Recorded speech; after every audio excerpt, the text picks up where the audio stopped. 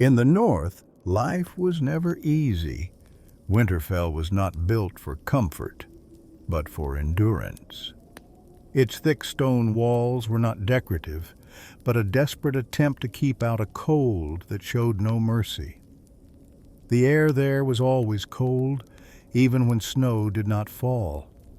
Cold existed in everything, in the long corridors, in the wide rooms, and in the slow breaths that seemed to hesitate before leaving the body. The people of Winterfell woke each morning to a heavy silence. There were no crowded markets, no loud sounds of busy life, only the echo of footsteps on cold stone and the sound of wind moving between the towers, carrying with it the scent of ice and damp air. Sleep in Winterfell was never true rest. Beds were made of wood, covered with heavy blankets of thick wool and animal skins. Even children learned early to sleep curled inward, trying to preserve as much body heat as possible. Fires were lit in the hearths at night, but they were never enough to remove the cold, only to soften its cruelty. In these conditions, the first events began. Beyond the walls of Winterfell, in the northern forests, the rangers faced an even harsher cold, with no walls to protect them and no fire to warm them for long.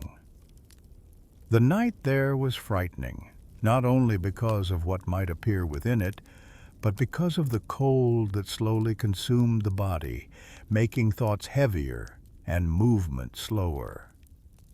When news arrived of what had happened in the far north, fear was not the only weight that settled over Winterfell. There was also a familiar feeling, long known and deeply understood, that winter was always closer than it appeared. Eddard Stark, Lord of Winterfell, was accustomed to making decisions in this harsh climate. He did not do so from a place of warmth and comfort, but from cold chambers, where he sat wrapped in heavy clothing, thinking slowly, as if the cold itself demanded patience from the mind. Daily life continued despite everything. Training in the yards, walking across frozen ground, handling tools so cold they bit into the skin.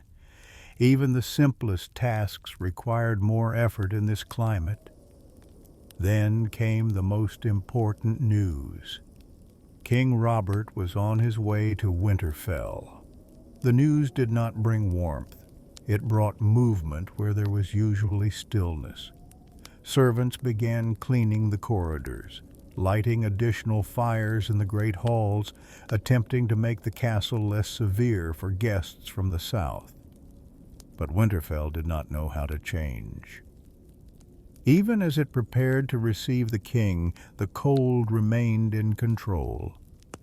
As the royal procession drew closer, the roads were covered with a thin layer of snow. The air was cold and heavy, the sky gray, as if silently observing this meeting between two different worlds, the warm south and the north that never forgot its cold. When King Robert finally arrived at Winterfell, he entered a place not created for comfort, but for endurance. A place where its people slept knowing the cold would be present upon waking, just as it had been present before sleep. And so, before the great stories truly began, before destinies became entangled, the cold of Winterfell was the first truth. A constant truth, slow and heavy, like sleep that comes with difficulty and lasts beneath thick blankets, between stone walls, in a north that shows no mercy. After King Robert arrived at Winterfell, the atmosphere did not change much. The castle felt more crowded. But the cold remained the same, steady, silent, unconcerned with visitors from the south. The horses were exhausted from the long journey, their breaths rising into the cold air as thick white mist. The soldiers who came with the king seemed unaccustomed to this climate, pulling their cloaks tighter, moving slowly across frozen ground. Inside the castle, additional fires were lit in the great hall, but the wide space swallowed warmth quickly. Heat failed to reach the distant corners, and the stone remained cold to the touch, as if it had never known warmth. The nights after the king's arrival were more crowded, but they were not warmer. Servants moved quietly, carrying heavy food, their footsteps echoing through the cold corridors. The king, accustomed to the warm palaces of the south, slept in a large chamber, yet even there, the cold slipped through the walls. The blankets were thick, the fire burned steadily, and still sleep did not come easily. As for Eddard Stark, his habits did not change. He rose early, before the frost melted from the ground. He dressed in heavy clothing and walked the yards of Winterfell, where training continued even in this harsh cold. The children watched everything. Their eyes followed the soldiers, the horses, the quiet conversations spoken in shadow. But they also felt the cold in their hands, in their breath, and in their broken sleep. At night, silence slowly returned. Visitors slept, fires dimmed, and the cold reclaimed its hold. The wind passed around the towers, making a low sound like a constant whisper. Then came the decision. The king wished Eddard Stark to leave the north. This decision was not spoken in warmth, but in a cold chamber, where words felt heavier, as if the cold itself were listening. Winterfell sensed the change before it happened. The castle, long accustomed to endurance, grew quieter. The walls, the corridors, the cold rooms stood as witnesses to the beginning of a farewell. And in those nights, the people of Winterfell slept with the feeling that something was ending. Not only the king's visit, but an entire phase of quiet life, cold and slow. And the cold remained unchanged, constant, present in every corner, waiting for the next morning, as it always did in the north.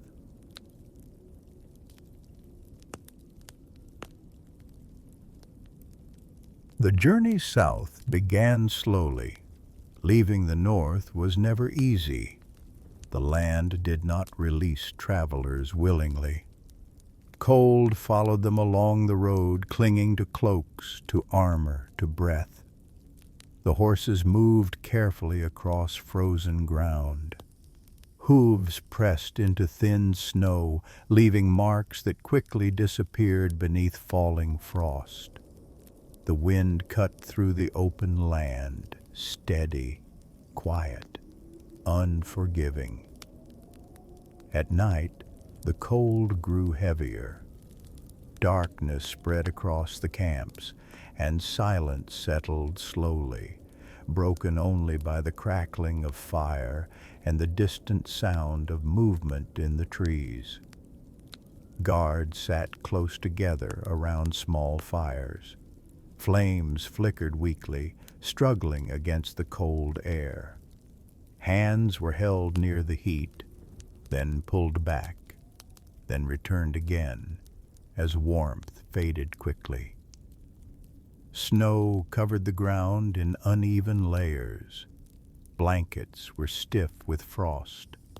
Armor felt heavier at night, cold against the body, unpleasant but necessary. Sleep came slowly. The cold refused to be ignored. Every movement woke the body. Every sound felt louder in the dark. Somewhere beyond the firelight, wolves howled. Their voices carried across the frozen land, long, low, unhurried. The sound did not rush. It lingered, echoing through the trees, reminding everyone that they were not alone.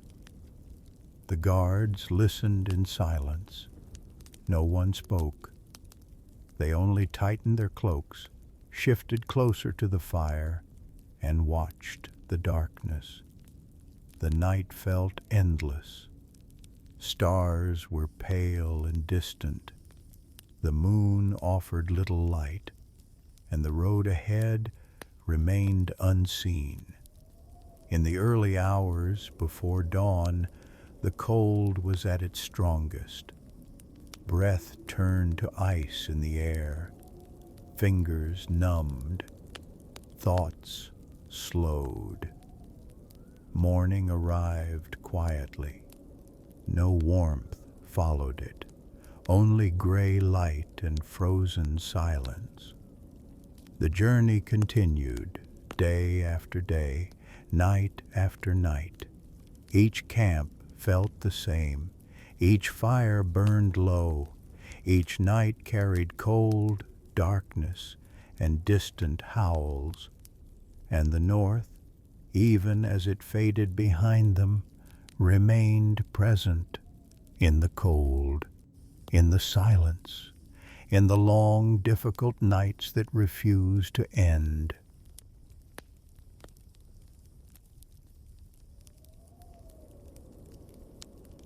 When Eddard Stark arrived in King's Landing, he did not feel the warmth he had expected.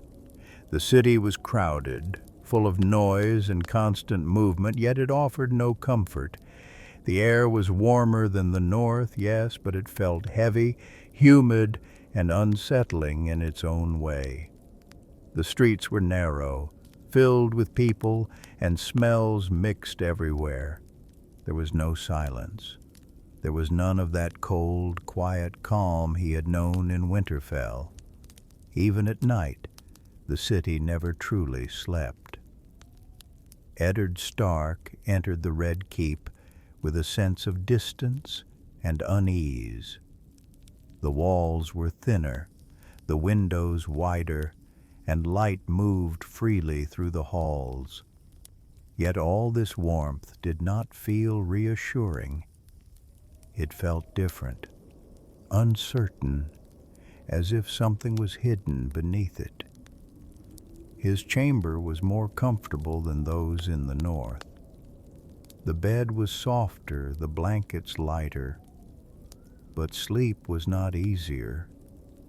Noise from outside, footsteps of guards, and the distant sounds of the city pulled him awake.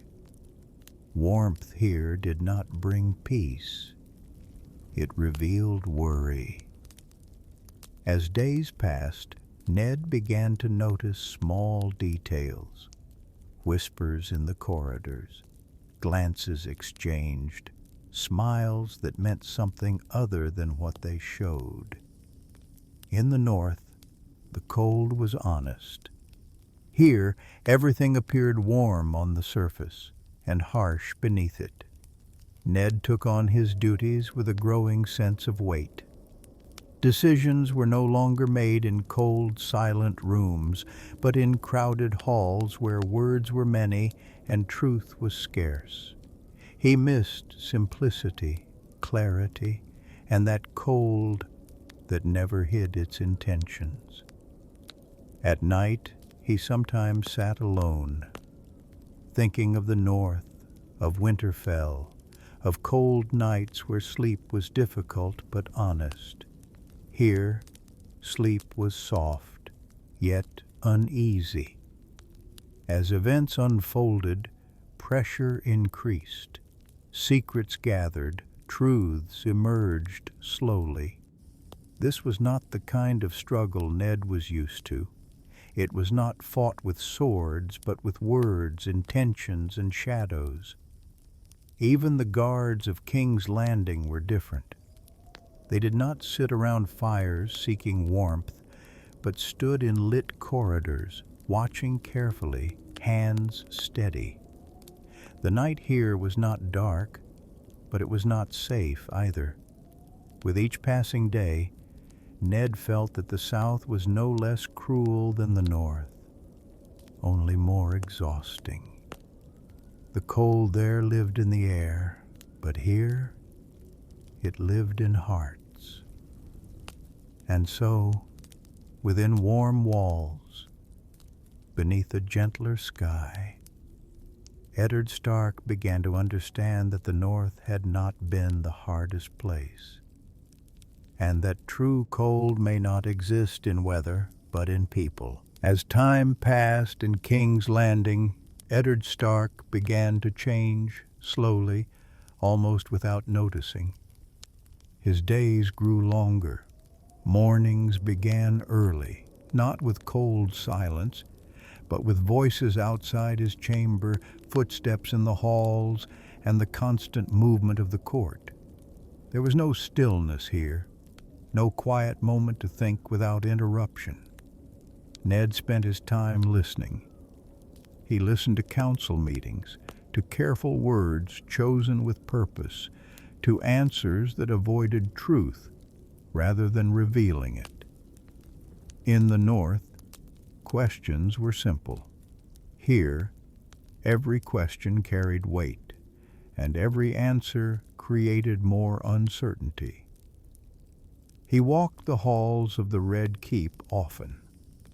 The stone beneath his feet was warm, the air heavy and scented, yet he felt colder than he ever had in Winterfell. This cold did not come from weather, but from doubt, from watching people smile while hiding their intentions. His nights changed as well. Sleep came later. Thoughts lingered longer. He lay beneath light blankets, staring into darkness, listening to the distant sounds of the city below. There were no wolves here, no wind through frozen trees, only murmurs and the restless noise of a city that never fully rested. As Hand of the King, Ned carried responsibility he had not sought. He followed rules others ignored.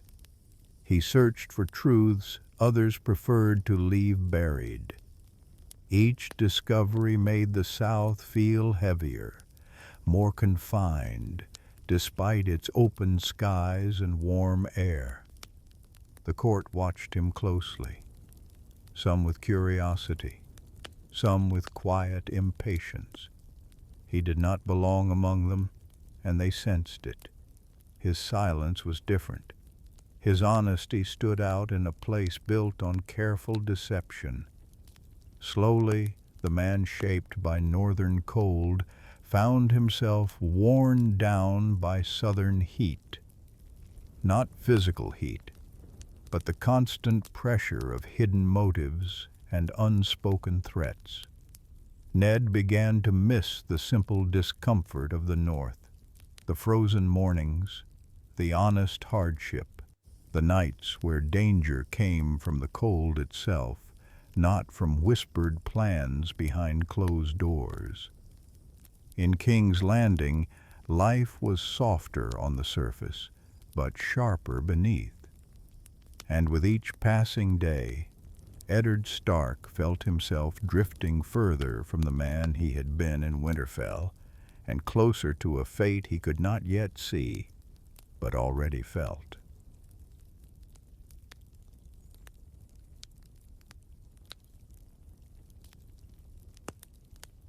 After the death of King Robert, the fall did not come with loud noise. There was no great battle. Everything happened quietly, slowly, as if the city had been waiting for this moment for a long time. King's Landing did not change much on the surface. The sun still rose, people still walked through the streets, but something had become heavier. The air itself felt narrower, more suffocating. Ned Stark felt it. In the days following Robert's death, he walked through the Red Keep knowing that the ground beneath him was no longer steady. Faces that once smiled no longer did. Words became shorter, colder, despite the warmth of the climate. When Cersei moved, she did not rush. The guards moved quietly. Doors were closed. Orders were carried out without question. And in a single moment, Ned found himself surrounded, not by cold, but by betrayal. The cell was not large. It was not completely dark, nor comfortably lit.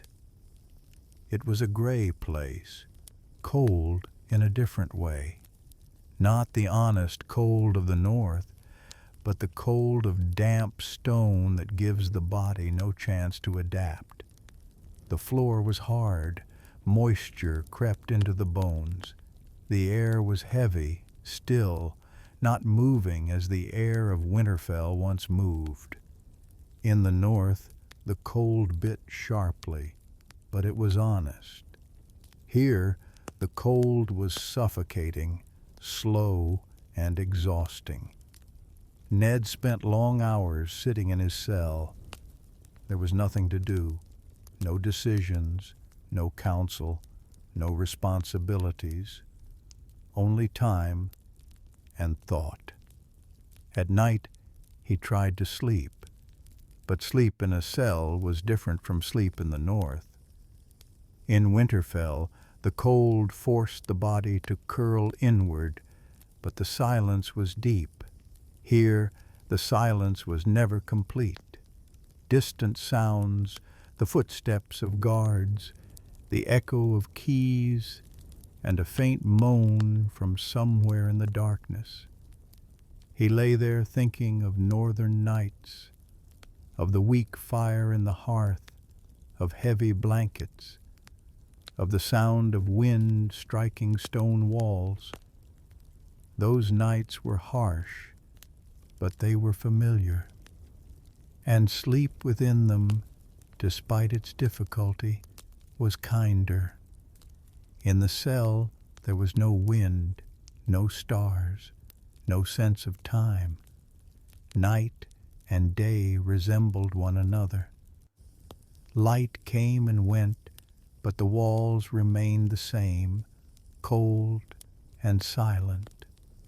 His body began to weaken, not only from hunger but from waiting, the long waiting that did not know when it would end. In the north, he waited for winter, and he knew it would come. Here, he waited for a fate that was unclear.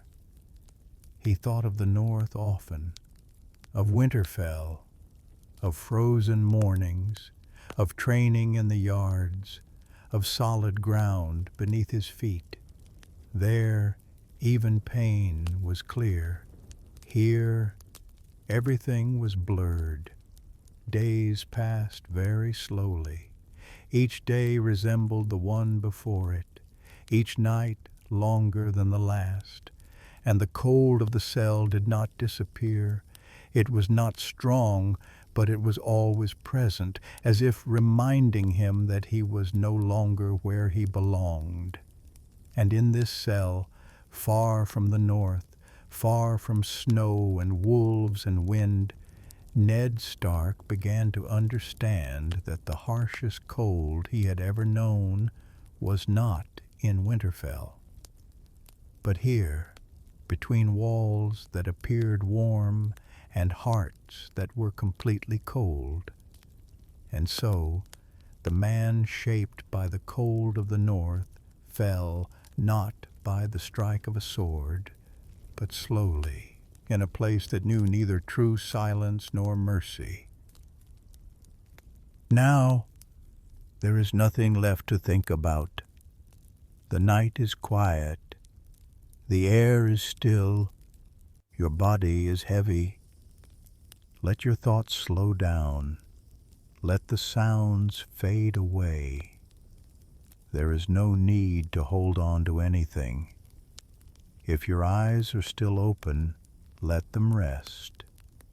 If they are already closed, let them stay that way. The night is long and safe and calm. May your dreams be soft. May they be slow and far away.